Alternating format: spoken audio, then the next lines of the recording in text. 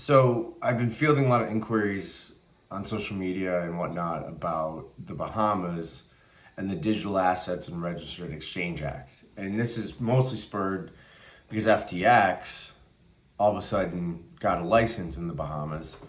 And as I mentioned before, like FTX and Binance and some of your larger exchanges sort of collect these licenses, and they don't, from a jurisdictional standpoint, always need them, right? There's like tax reasons and asset protection reasons, but there's not always like a passporting reason to do it.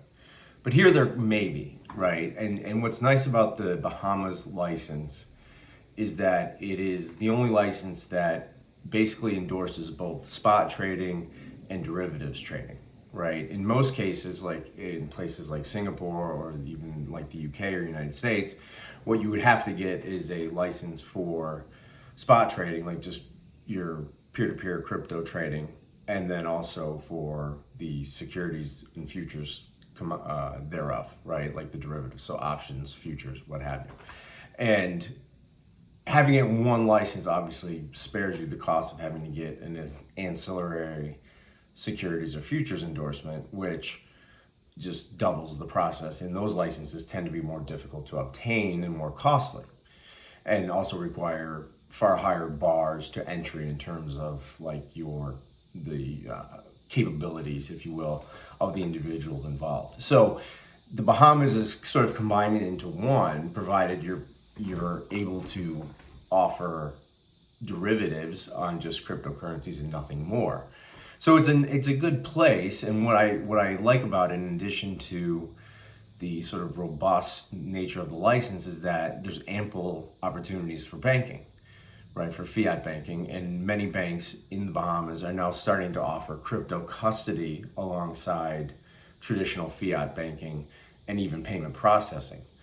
So if you're looking to start an exchange, right, it's actually a very keen place to do it because of the nature of the license and also the ability to get the ancillary services that go with like a centralized exchange. Now, of course, it won't give you access to the United States, as I've talked about before, just given our jurisdictional nexus and how the United States interprets its laws. But for really any other jurisdiction, it's really sort of an offshore transaction, right? So like UK, EU, you would be able to operate and offer the array of products that like an FTX does, just on an offshore basis, so to speak.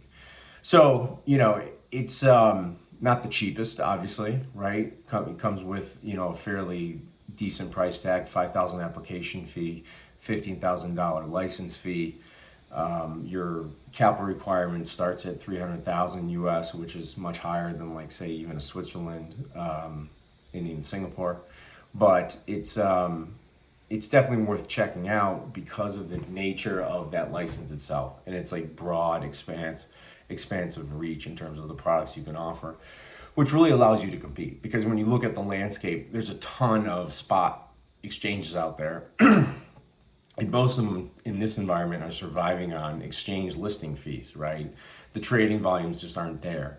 So to be able to offer an array of services and products, financial products, really makes the difference, in my opinion, for whatever that's worth, in terms of like the efficacy of the exchange and your ability to really draw liquidity and create a attractive service offering to the crypto community. So that's the long and short on the Bahamas Dare Act license. If you have questions, definitely hit me up, Adam at AdamTracy, TRACY.io, and I will talk to you again.